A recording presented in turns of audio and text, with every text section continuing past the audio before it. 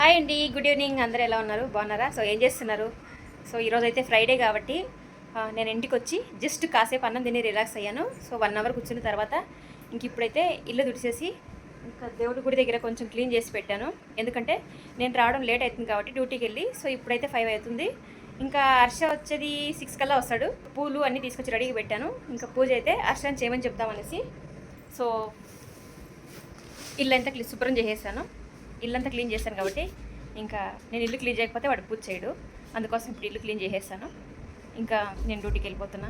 చిట్టిని ట్యూషన్లో వేసేసి త్వరగా నేను పరిగెత్తుకొని వెళ్ళాలి. ఇప్పుడు నేను ఏమేమి పని చేశాను అన్నది కూడా నేను చూపిస్తాను, ఒకసారి చూసేయండి. ఓకేనా? జస్ట్ ఇల్లంతా క్లీన్ చేసిన. గుడి మొత్తం అలా బాగా దుమ్ము ఉండింది. సో పైన దుమ్ము అంతా అలా క్లీన్ చేసేసాను. అండ్ ఇక్కడ దుమ్ము క్లీన్ చేసేసి గిన్నెలో లైట్గా, అంటే నేను నార్మల్గా వాడుకునేవి మాత్రం కడిగి ఇక్కడ పెట్టాను. ఇంకా హర్ష వచ్చి పూజ చేస్తాడనమాట.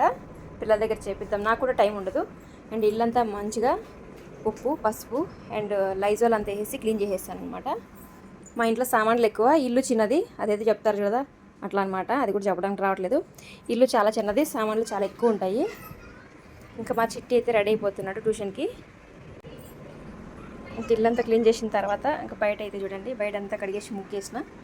ఇక్కడ ఏంటంటే నీళ్ళు రావట్లేదు, మాకు నీళ్ళ ప్రాబ్లం అని చెప్పాను కదా. చూడండి, ఇంకా చూడండి ఇట్లా చూపిస్తాను. ఈ విధంగా అయితే కడిగేసి గుమ్మం దగ్గర చిన్న ముగ్గు అయితే పెట్టేసుకున్నా.